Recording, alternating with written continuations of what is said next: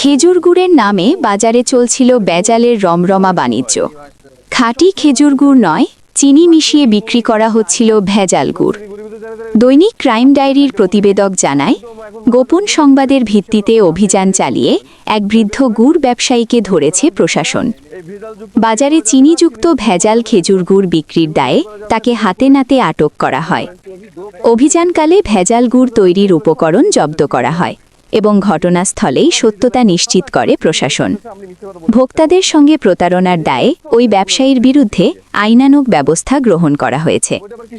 প্রশাসনের পক্ষ থেকে জানানো হয়, খাবারে ভেজাল রোধে এমন অভিযান নিয়মিত চলবে।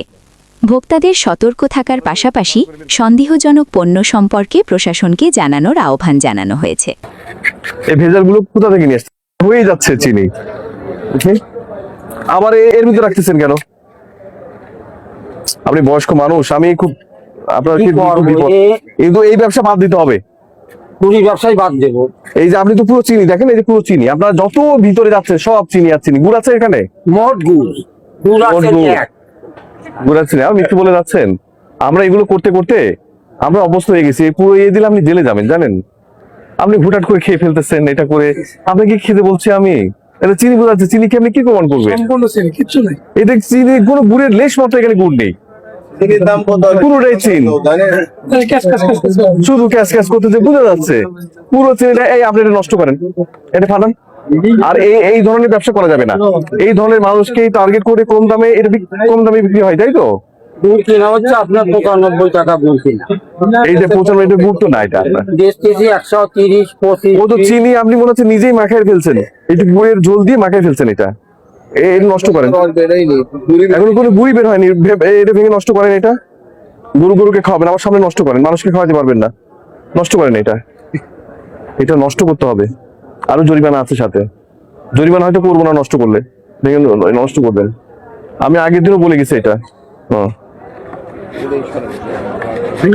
মানুষকে এভাবে খাওয়ানো যাবে না।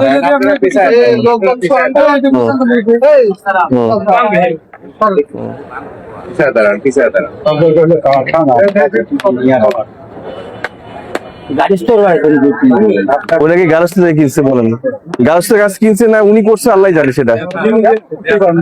তাহলে কারখানা ধরতে হলে তো আমাকে ইয়ে দরকার, তার মেমো দরকার, তাই না? হ্যাঁ, সেই মেমোটা দিতে হবে না তাকে? আপনারা যদি তার পক্ষে কথা বলেন, শুধু এটা দেখেন না দেখে দেখে একটা প্লাস্টিকের ইয়ে দেখে পলিথিন দেখে, হ্যাঁ দেখেন ময়দাটা তো সব আছে। দেখেন আপনারা যে বারবার বলেন কারখানা, আমি এখানে আমি ওই রাজবাড়ি যাবো কি করে? আমি উঠাচ্ছি, আপনি দেখেন, আপনি হাত দিয়ে না বারবার দেখেন এখানে যা আছে। এটা কি খাওয়ার উপযোগী? এগুলো দেখেন তো, মানে এখানে ময়লা, তারপর হচ্ছে যে এর সাথে যে ব্যাকটেরিয়া পর্যন্ত গ্রো করছে এখানে, তারপর সব রকম ভেজাল দিচ্ছে। দেখি সব বের দেখেন, আপনার কোনো গুড়ি নেই এখানে।